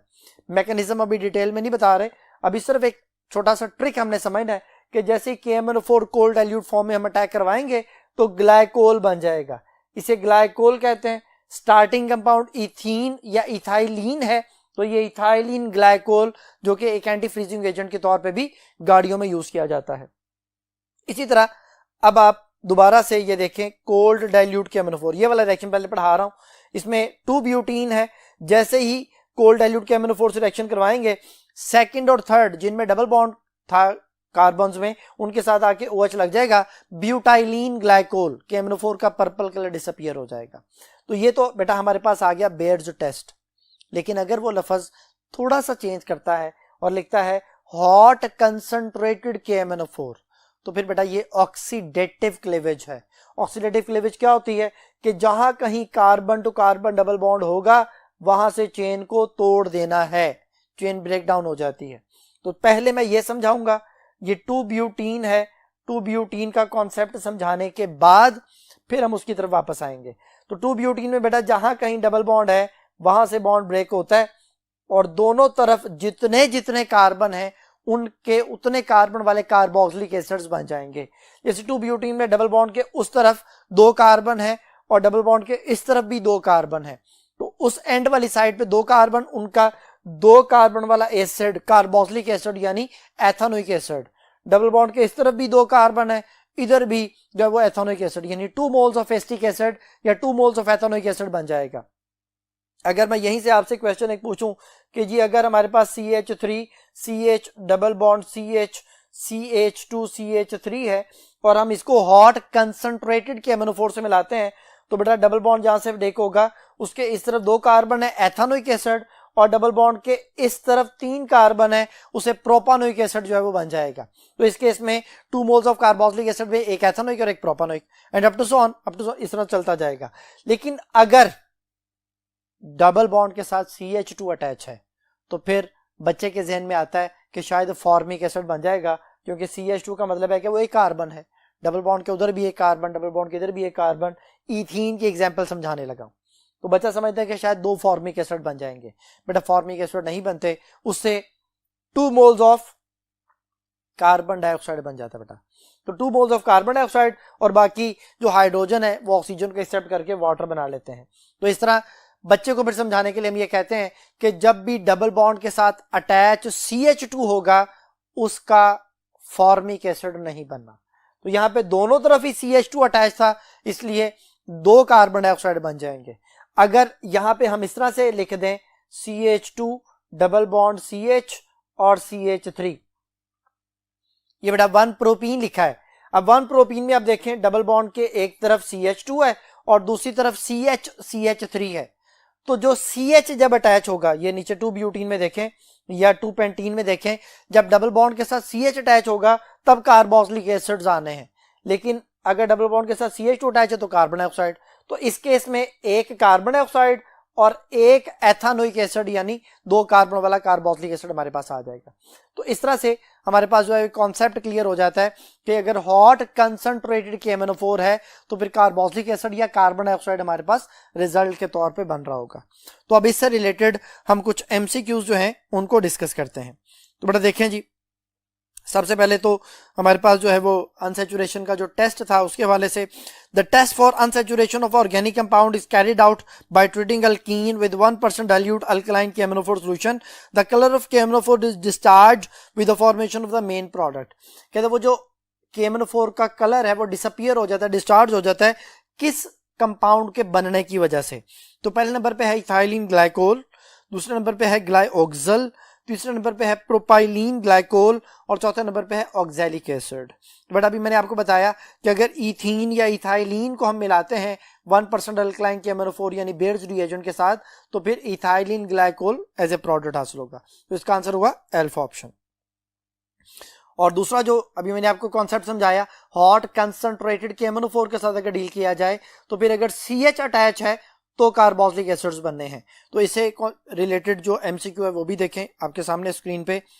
When different alkenes are treated with hot concentrated KMnO4 solution, different products are obtained. Which of the following alkene produces 2 moles of carboxylic acid? बेटा अभी मैंने आपको बताया अगर डबल बॉन्ड के साथ CH अटैच है तो कार्बोक्सिलिक एसिड बनेगा। तो पहली ऑप्शन में देखें CH2 डबल बॉन्ड CH2 है, इससे तो 2 मोल कार्बन डाइऑक्साइड के बनेंगे। जो दूसरी ऑप्शन है उसमें CHR CH डबल बॉन्ड फिर CHR जो है मौजूद है, इसमें डबल बॉन्ड के दोनों तरफ CH है, इससे 2 मोल्स ऑफ कार्बोक्सिलिक एसिड बनेंगे और यही हमारा आंसर है बीटा। जो चार्ली ऑप्शन है उसमें देखें जो जिन 2 कार्बन में डबल बॉन्ड है उनके साथ कोई H नहीं है बेटा, तो फिर इसमें कीटोन्स बनेंगे, इसमें 2 मोल्स ऑफ कीटोन्स बनेंगे जो कि जहां डबल बॉन्ड है वहां से चेन को तोड़ के आपने सिंपली ऑक्सीजन उनके साथ अटैच करना है। और जो डेल्टा ऑप्शन है उसमें एक एंड पे जिन 2 कार्बन में डबल बॉन्ड है उसमें एक तरफ कार्बन है डायरेक्टली डबल बॉन्ड से अटैच और दूसरी तरफ CH अटैच है। तो जिस तरफ CH अटैच हो उधर एक कार्बोक्सिलिक एसिड बन जाएगा और दूसरा कीटोन जो है वो हमारे पास प्रोड्यूस हो जाएगा बेटा। तो इस कॉन्सेप्ट के मुताबिक सिर्फ बीटा ऑप्शन में 2 मोल्स ऑफ कार्बोक्सिलिक एसिड बन रहे हैं, बाकियों में नहीं बन रहे। तो फिर इस क्वेश्चन का आंसर हुआ बीटा ऑप्शन। जी बेटा आगे डेफिनेशन है, in addition of an unsymmetrical reagent to an unsymmetrical alkene the negative part of the reagent goes to that carbon constituting the double bond which has least number of hydrogen atom. This is in accordance to. तो पहली option Markovnikov rule, ये बेटा Markovnikov rule की definition है और alpha ही answer है. Beta option है Sidgwick maximum covalency rule. Sidgwick maximum covalency rule जो है वो वेसिपर थ्योरी में अप्लाई होता है कि कोई एटम मैक्सिमम कितने बॉन्ड बना सकता है, ये उसकी शेप के हवाले से जो है वो हमें इंफॉर्मेशन प्रोवाइड करता है. एंटी मार्कोनिकॉफ रूल बेटा तब अप्लाई होता है जब आप किसी भी अनसिमेट्रिकल अल्कीन में हैलोजन एसिड ऐड करें इन the presence of any peroxide. किसी भी परऑक्साइड की मौजूदगी में जब आप रिएक्शन करवाएंगे तो रिजल्ट जो है वो मार्कोनिकॉफ रूल को फॉलो नहीं करेगा बल्कि उसके ऑपोजिट एडिशन हो रही होगी. और हुंड्स रूल जो है वो तो आप जानते ही हैं कि फर्स्ट ईयर में इसका जो है जिक्र है 5th चैप्टर में, जिसमें इलेक्ट्रॉनिक डिस्ट्रीब्यूशन के हवाले से है कि अगर p ऑर्बिटल में 3 इलेक्ट्रॉन हैं तो वो अलग अलग ऑर्बिटल्स में रहेंगे विद सेम स्पिन. जैसे नाइट्रोजन में है कि 2px में एक इलेक्ट्रॉन चला जाता है, 2py में एक इलेक्ट्रॉन चला जाता है, 2pz में एक इलेक्ट्रॉन चला जाता है. तो ये हुंड्स रूल है. तो अभी जो डेफिनेशन थी वो मार्कोनिकॉफ रूल की थी, यानी अल्फा ऑप्शन बेटा उसका आंसर था जी बेटा. नेक्स्ट एमसीक्यू जो है वो इथीन की पॉलीमराइजेशन के हवाले से है. इथीन का पॉलीमर पॉलीथीन बनता है जिसके लिए जो कंडीशंस रिक्वायर्ड होती हैं वो 0.1% oxygen, 400 degree centigrade temperature, 100 atmospheric pressure और जीगलर नाटा कैटालिस्ट जो कि ट्राई इथाइल एल्यूमिनियम और टाइटेनियम क्लोराइड की मौजूदगी में रिएक्शन हो रहा होता है. उसमें उसने लिखा हुआ है बुक में कि बेटर क्वालिटी जो है वो पॉलीथीन हमें हासिल होती है. तो यहाँ पे क्वेश्चन है, क्वेश्चन आपके सामने बेटा, which of the following are optimum conditions in order to get maximum yield of polythene as a result of polymerisation of ethene. कहते हैं हम कैसे मैक्सिमम जो है ना वो यील्ड हासिल कर सकते हैं पॉलीथीन की. पहले नंबर पे टेम्परेचर 400 डिग्री सेंटीग्रेड है बेटा. दूसरे नंबर पे प्रेशर 100 एटमॉस्फेरिक प्रेशर है. ट्रेसेस ऑफ ऑक्सीजन 0.1% ऑक्सीजन ये तीसरे नंबर पे है.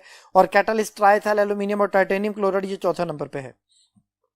तो उसने पूछा था कि कौन सी कंडीशन जो है वो इसकी ऑप्टिमम कंडीशन जो है ना वो कहलाती हैं जिसपे हम ज्यादा बेहतर तौर पे इनको हासिल कर सकते हैं. तो बेटा ये सारी ही स्टेटमेंट्स ठीक हैं, तो फिर इसका आंसर होगा 1, 2, 3 एंड 4.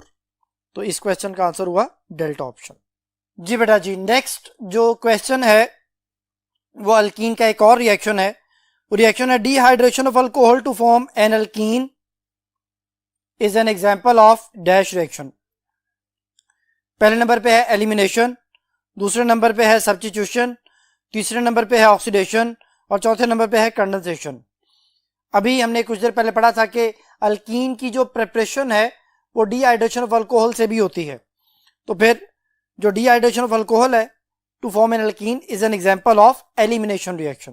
तो इसका आंसर हुआ एलिमिनेशन. नेक्स्ट क्वेश्चन है बेटा, which of the following product is obtained by the hydration of alkene. कहते कौन सा प्रोडक्ट अल्कीन की हाइड्रेशन से हासिल हो सकता है.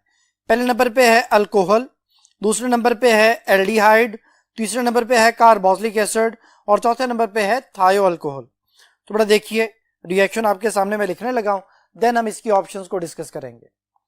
तो ये बेटा इथीन है,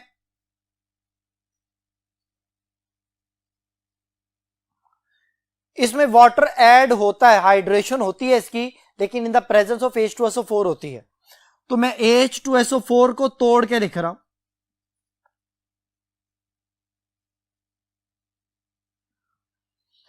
H2SO4 को मैंने इस तरह से लिख लिया HOSO3H. इसमें 2 हाइड्रोजन है, 1 सल्फर, 4 ऑक्सीजन है. लेकिन अब ये हाइड्रोजन इस तरह से ऐड होता है कि ये हाइड्रोजन इसके पास आ गया और ये पूरा ग्रुप इस कार्बन के पास आ गया. तो ये बन गया CH3. एडिशन की वजह से पाई बॉन्ड खत्म हो गया. CH2OSO3H. इसका नाम है इथाइल सल्फोनेट. इथाइल सल्फोनेट में वाटर ऐड किया जाता है इन the presence of, water add किया जाता है एट हाई टेम्परेचर यानी 100 डिग्री सेंटीग्रेड, बॉइलिंग वाटर आप इसे कह लें. तब वाटर ब्रेक होता है बेटा और इथाइल सल्फोनेट भी ब्रेक होता है. इन दोनों की ब्रेकिंग से जो कंपाउंड बनता है, ये OH जाके इथाइल ग्रुप से अटैच हो जाता है, तो CH3CH2OH प्लस ये जो बाकी HSO4 है ये हाइड्रोजन एक्सेप्ट करके H2SO4 बन जाता है।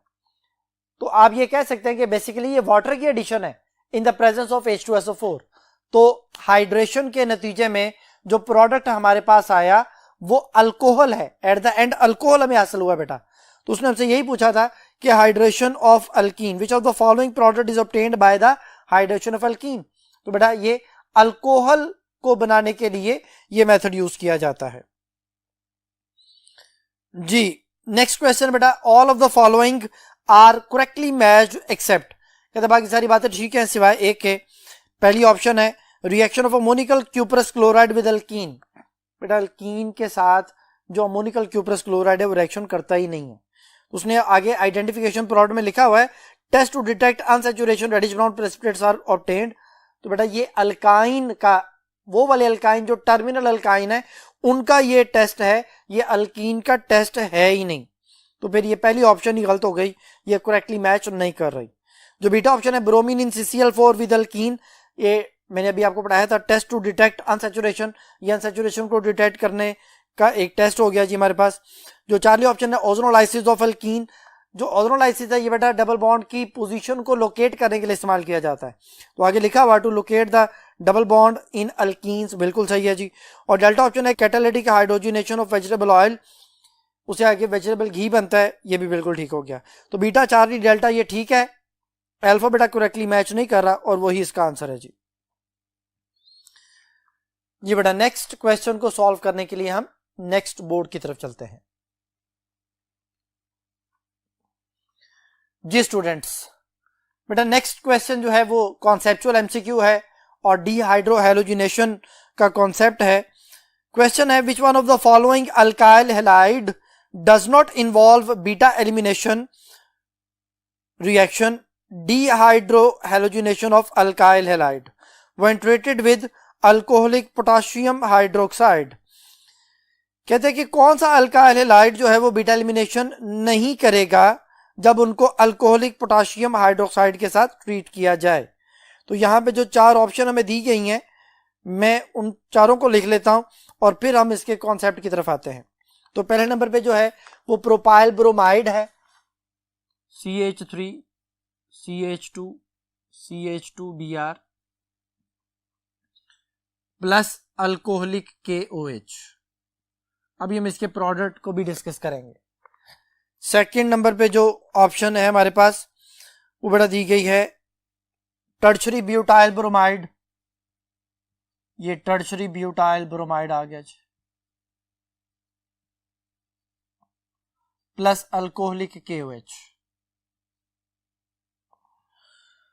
थर्ड नंबर पे है isopropyl bromide, CH3 CH CH3Br alcoholic KOH। और लास्ट नंबर पे है नियोपेंटाइल ब्रोमाइड, ये आ गया जी नियोपेंटाइल ब्रोमाइड।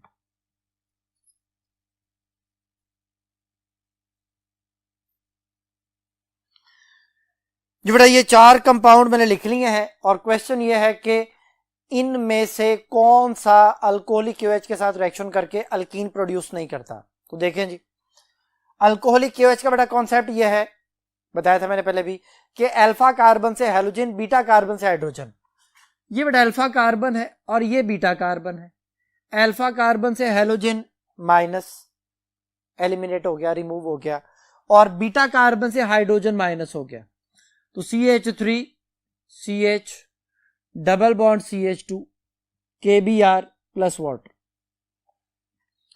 के अल्फा और बीटा में डबल बॉन्ड आ जाता है बेटा, अल्फा से हेलोजन बीटा से हाइड्रोजन, रिमूव होने पे डबल बॉन्ड आ गया, वो प्रोपीन लिख लिया हमने, प्लस वो जो Br है वो पोटाशियम के साथ मिलके KBr, और जो हाइड्रोजन रिमूव होता है वो OH के साथ मिलके वाटर बना लेता है।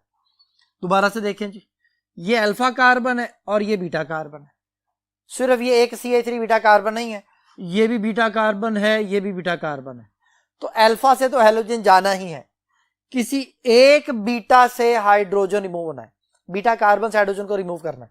तो यहां पे बेटा देखें, अगर इस बीटा कार्बन से हाइड्रोजन को रिमूव किया जाए तो CH2 double bond C, CH3 CH3 plus KBr plus water, इसमें भी अल्कीन बन गया, 2 मिथाइल 1 प्रोपीन बेटा हमारे पास आ गया। थर्ड वाले को देखें, ये अल्फा कार्बन है, ये भी बीटा कार्बन है, ये भी बीटा कार्बन है। अल्फा से हैलोजन ने रिमूव होना है अल्कोहलिक QH की वजह से, और बीटा से हाइड्रोजन। तो हम यहां से हाइड्रोजन को रिमूव करते हैं, CH2 double bond C H और ये CH3 plus KBr plus water. ये बेटा हमारे पास इस तीसरे केस में भी अल्कीन बन गया। तो ये पहले तीनों केसेस हैं जिनमें अल्कीन बन गया है। लेकिन लास्ट वाले केस को देखें, ये अल्फा कार्बन है जिसके साथ हैलोजन जुड़ा हुआ है, ये उसके साथ बीटा कार्बन है, और उस बीटा कार्बन के पास हाइड्रोजन नहीं है। बेटा अगर बीटा कार्बन के पास हाइड्रोजन नहीं होगा, रिएक्शन ही नहीं होगा।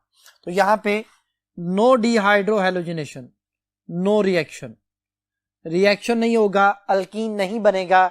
तो फिर इस केस में हमारे पास डिहाइड्रो हैलोजिनेशन नहीं हो सकती। तो उसने हमसे यही पूछा था कि किस अल्काइल हैलाइड में बीटा एलिमिनेशन रिएक्शन नहीं हो सकता। तो इसका आंसर हो गया डेल्टा ऑप्शन, नियोपेंटाइल ब्रोमाइड। जो नेक्स्ट क्वेश्चन है, which one of the following is a correct statement about the two alkenes. Two alkenes के बारे में कहता है जी कि कौन सी स्टेटमेंट जो है वो हमारे पास ठीक है। तो पहले नंबर पे देखें, उसने लिखा हुआ है 1 ब्यूटीन और उसके साथ जो दूसरा स्ट्रक्चर है वो 2 ब्यूटीन है।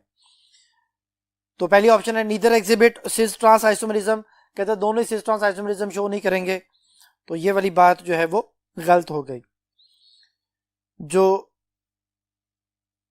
1 अल्कीन्स होते हैं वो सिस ट्रांस शो नहीं करते, जो 2 अल्कीन्स होते हैं वो सिस ट्रांस शो करते हैं। उसने लिखा है नीदर एग्जिबिट, कोई भी सिस ट्रांस आइसोमरिज्म शो नहीं करेगा। तो हमने बताना था कि कौन सी करेक्ट है, तो पहली ऑप्शन तो इनकरेक्ट हो गई। दूसरी ऑप्शन है neither react with hydrogen to form butane, कहता है दोनों ही हाइड्रोजन से रिएक्ट करके ब्यूटेन ही बनाएंगे, जबकि दोनों ही हाइड्रोजन से रिएक्ट करके ब्यूटेन बना देते हैं। तो फिर ये वाली ऑप्शन भी गलत हो गई बेटा। जो तीसरी ऑप्शन है neither react with bromine to give 1,4 dibromobutane, तीसरे नंबर पे कहता है कि दोनों में से कोई एक भी ब्रोमीन से रिएक्ट करने के बाद 1,4 डाइब्रोमोब्यूटेन नहीं बनाता। तो ये सही है, जहां डबल बॉन्ड है वहां ब्रोमीन ही आके ऐड होना है। तो 1 ब्यूटीन में 1,2 डाइब्रोमोब्यूटेन बनेगा, 2 ब्यूटीन में 2,3 डाइब्रोमोब्यूटेन बनेगा, यानी दोनों केसेस में 1,4 डाइब्रोमोब्यूटेन नहीं बन सकता। तो ये वाली बात सही हो गई, ये करेक्ट स्टेटमेंट हो गई और यही इसका आंसर है। और डेल्टा ऑप्शन है neither may be oxidised by alkaline KMnO4 to a diol, कहते हैं अगर दोनों को आप उसे मिलाते हैं अल्कलाइन KMnO4 के साथ तो डायोल नहीं बनेगा। तो मैंने अभी पढ़ाया था आपको बेयर्स टेस्ट में कि जहां कहीं डबल बॉन्ड होगा वहां पे आगे 2 OH लग जाएंगे, डायोल बन जाएगा, विसिनल डायोल हम उसे कहते हैं, ग्लाइकोल भी कहा जाता है। तो दोनों ग्लाइकोल बना सकते हैं, वो ये कह रहा है कि नहीं बन सकता, तो ये भी गलत हो गया। तो अल्फा बीटा डेल्टा गलत है और करेक्ट स्टेटमेंट इसकी चार्ली ऑप्शन है बेटा, और यही बेटा इसका आंसर है। नेक्स्ट क्वेश्चन जो है वो अभी हम डिस्कस कर चुके हैं और उसमें हमने ये डिस्कस किया अल्कोहलिक QH के हवाले से। वो एक और MCQ बेटा आपके सामने है, when purely alcoholic solution of sodium potassium hydroxide and halogen alkanes are reacted to an alkene is formed, what is the mechanism of the reaction. बेटा इसमें चूंकि carbon to carbon double bond बन रहा होता है, तो मैंने भी आपको पढ़ाया था कि डबल बॉन्ड का बनना एलिमिनेशन होता है। तो पहले नंबर पे बीटा एलिमिनेशन है, यही इसका आंसर है बेटा। दूसरे नंबर पे डिहाइड्रेशन है, वाटर तो माइनस नहीं हो रहा यहाँ पे।